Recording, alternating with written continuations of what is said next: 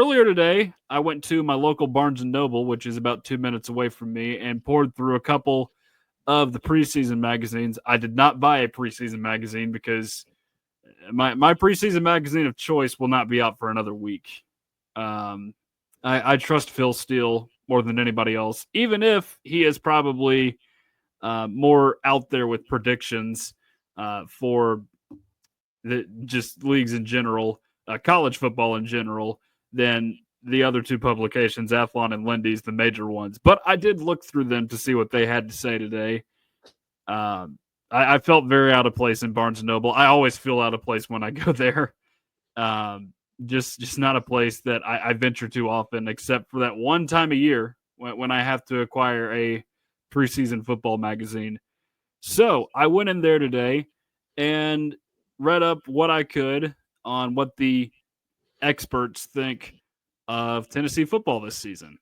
And there were a couple observations I made before we get to the rankings. Just agreeing opinions, differing opinions between the two publications. There is a disagreement on who the starting running back will be this year between them. Neither of which is Star Thomas, by the way, which is kind of bizarre. Yeah, it looks like Athlon has Peyton Lewis as the starting running back, which is kind of fascinating just based on the fact that he was behind the guy who I think many of us think will be the starting running back this year, and Lindy's thinks will be the starting running back this year, and that is, of course, the Carnes Beaver himself, Deshaun Bishop. I certainly think that's who the starting running back will be. What about you, Jordan? Oh, I'm in complete agreement there. I really liked what I saw from Bishop last season. Like before the injuries and stuff, I thought that he seemed like a very promising back. And honestly, I honestly don't even see Peyton Lewis being the second running back on the team. I mean, I could be wrong. I could be wrong. He could have stepped it up a lot this offseason, but I don't see him even being the backup, to be honest. Yeah, that threw me for a loop a little bit, just seeing Peyton Lewis in there as the starter as opposed to one of the other guys that we had mentioned earlier.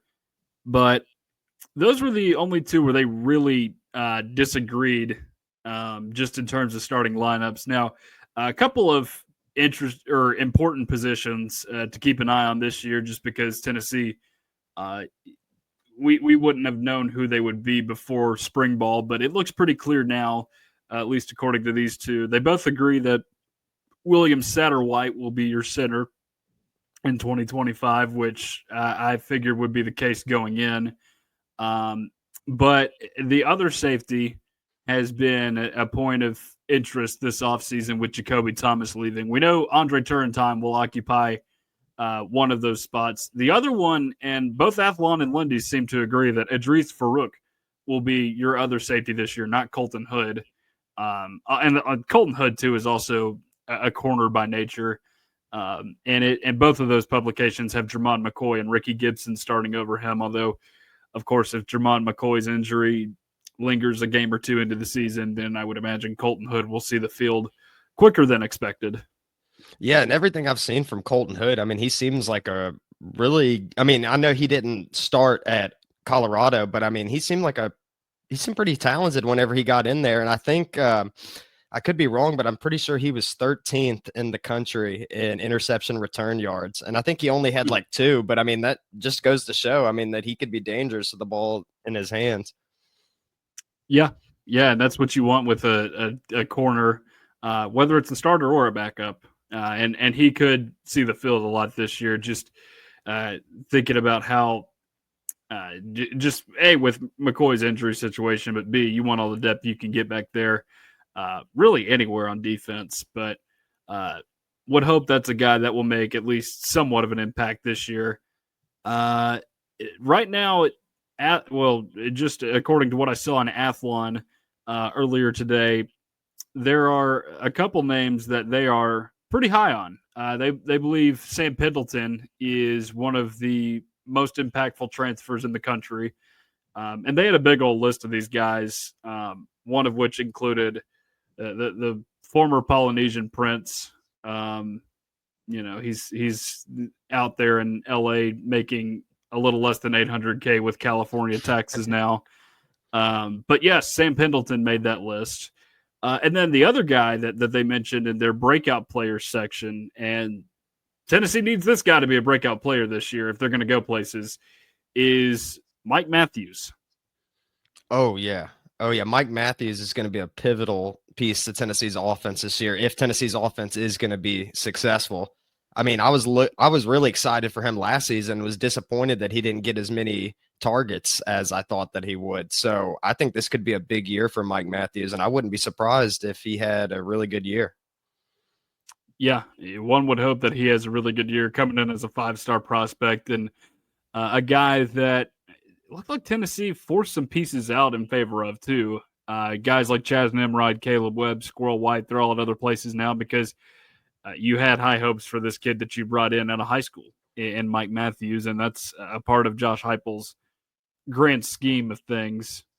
So it looks like Josh Heupel is definitely going to stick to the portal if necessary route, but recruit out of high school primarily, which I think is good and hopefully is something that begins to take hold again in college football.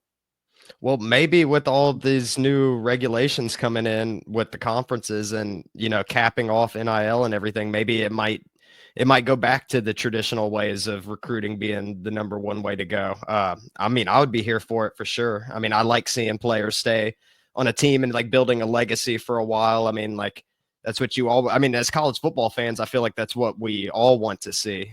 So it's not just like 1 or 2 years with a player and then he just goes to another school across the country. I mean, it'd be nice to keep players, and hopefully that's the route that we're heading. Yeah. So those were all the observations I made from Lindy's and Athlon earlier today that were not rankings. Believe me, the rankings are very fascinating because one of these publications thinks Tennessee is the top 25 team. The other does not. And neither of them have particularly high hopes for Tennessee in the SEC this year. So looking at the preseason overall rankings, this is obviously not including SEC. Athlon has Tennessee sitting at number 21, which I think is a pretty fair assessment. I think a lot of people are discounting Tennessee just because of a lot of the losses this year. It's not really Nico's going to UCLA that has put this team behind where it once was. I think you have to add in the other factors like Dylan Sampson, some of the older receivers, some of the losses on the defensive front as well, even though I do think the defensive front will be just fine this season. So I think it's a fair assessment. Lindy's, however, number 32. Outrageous. A team that finished third in the SEC and went to the college football playoffs and being ranked 32 in their preseason predictions. That is pretty wild to me. I mean, I feel like some of the stuff that they put in these magazines, they did just to get people talking, get like people like us talking, get y'all the fans talking. But I mean, I don't think anyone thinks that Tennessee is a preseason 32 ranked team in the country. Yeah. All right, so I've got the list in front of me of the non-top 25 teams that Lindy's ranks ahead of Tennessee. This is an interesting list, very interesting list. 26 is Boise State, which, I mean, it kind of makes sense. Like, just with that ranking, I don't know why you'd put Tennessee below it. I get why Boise State is there, though, because typically they are one of the better group of 5 schools, or I guess it's about to be group of 4 or 6 now. I forget all this stuff. Conference realignment is so messy. It's very confusing. Number 27. This shocked me. Auburn. What? Yes, they put Auburn there. Do you think Auburn is not going to shoot itself in the foot again this season?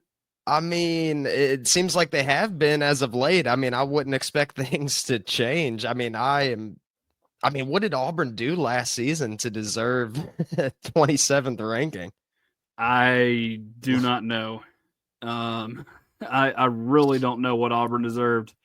or what they did to deserve that. Just because I don't think they've been getting in their own way now for the better part of 4 seasons. The Freeze era has essentially just been a repeat of the Harsin era. If you're just looking at the overall records, I mean, 11-14 between the two of them. So I don't know why they are there. I get that they have plenty of talent. Maybe they think Jackson Arnold not having any good receivers last season is why he struggled so much. They think he's going to have, this breakout season at Auburn. Maybe that's why it's just hard to tell right now. But yes, Auburn is 27 on that list. 28 is USC and Lincoln Riley. And they should be better at quarterback than they were last season with Miller Moss. It kind of makes sense to put them on there. Traditionally, USC is a power, although they have, like Tennessee, been wandering in the wilderness for quite some time. The Clay Helton era was not particularly kind to them, although I guess they had Lane Kiffin before, who was also not stellar there. And then now Lincoln Riley, he's not – other than make it to the Pac-12 championship and lose twice to Utah and then to Tulane in that Cotton Bowl, I guess. What has he done there? They won just 8 games in Caleb Williams last season there. So I don't really think you can trust Lincoln Riley by any means. No, I mean, like outside of a Heisman Trophy, I mean, it doesn't seem like they've really had too much to cheer about. But I mean, I'm not too upset with them being. You said 28, right? Yeah. Yeah, 28th. I mean, I'm not too upset with that because I mean, I would assume USC is usually around the top 25, but I mean, I don't have high expectations for them this year. I mean, what did they finish last season? Like, did they win like 7-6? Yeah, that's what I thought. Like seven games. I mean, because they had that win over LSU to start the season, and then they came back and beat Texas A&M in the Las Vegas Bowl. Both of those games were in Las Vegas, by the way. Interesting. Yeah. So you have USC there. 29. This is another bizarre one. Missouri. Who do they have returning? Maybe their defense is supposed to be all right. What do they have as far as offensive skill players? Another thing I've got to look into more once I get my magazine, and I will. But you lose Brady Cook, you lose Luther Burden. Theo Weiss is gone, to my knowledge. I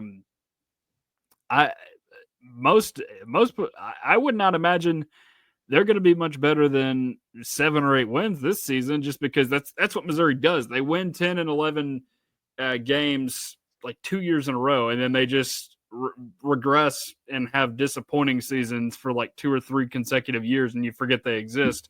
And then suddenly some major power has fallen asleep again, and they take advantage of it and get their 10-11 win season. So they always have a ceiling on them no matter what, but it just doesn't feel like a year where Mizzou is really supposed to have high hopes. Yeah, and especially after losing all that offensive talent too. I mean, losing one of the best receivers in all of college football, and then like isn't that like everyone's knock against Tennessee, like losing Nico and losing Dylan Sampson and everything? I mean, that's the same reason why people want to knock Tennessee down a peg. I'm surprised that they would put Missouri ahead when, I mean, I think Tennessee's had more talented team overall in the first place, even after losing those offensive players. I mean, I don't really get that one. 30, you have got Washington, which is another program like Missouri, really just takes advantage of major powers being down. Problem is there's too many major powers in the Big Ten that are doing too well for me to really justify them being a fringe top 25 team. I mean, they win 6 or 7 games last year. Like, they were okay with Will Rogers. I know they beat Michigan, but I mean, it's still year 2 of Jedd Fisch. They've got to build things up out there in Washington for me to really believe that ranking is justifiable ahead of Tennessee. It doesn't make a whole lot of sense to me. Yeah, especially you said like winning like 6 or so games. I mean, and being in a loaded Big Ten conference, like you call it loaded. It's really only like 3 or 4 teams, and the rest of them are just mediocre. You know, people want to overlook that, but it's the truth. The Big Ten has like a few major powers, while everybody else is just a perennial loser. I'm not denying that the powers are powerful. but you don't have the same kind of parity that you have in the SEC. Yeah, but I mean, things could change though with Oregon and USC in there now. I mean, you never USC's know. got to wake up. Nebraska's got to wake up. They're all asleep right now. Well, Nebraska's had the same problems that we've had for a long time. Oh, they're worse. They're way worse. Yeah. Oh yeah. Their floor, excuse me, has been like 3-9. The Scott Frost era it destroyed them. That destroyed a lot of their legacy. Just like the 10 years before Josh Heupel got hired, destroyed a lot of Tennessee's legacy. Speaking of legacies, well, not really, because this program doesn't have much of a college football legacy. Does have a little bit of a basketball legacy, though, and that is Indiana, who is 31, the last team ahead of Tennessee. I don't know, maybe just riding high off last season is what the rationale is here. But, I mean, outside of last season, when have you ever known Indiana to be a football power? Never. The only thing I can think of Indiana in the recent, I mean, besides what they did on the field last year, I mean, we talked about it before, that quarterback that had like 20 or something like that. He had like the number 20 or 22 or something like that. That's the only thing. Yeah, that's the only thing I could think of when I think of Indiana. That and what's his name? Michael Penix used to play there briefly. Well, I do remember going to that Gator Bowl, Tennessee down 22-9 in the final 5 minutes and coming back and winning 23-22. The one shining moment of Jeremy Pruitt's career, if you could even call it shining, because JG still threw a pick six in that game.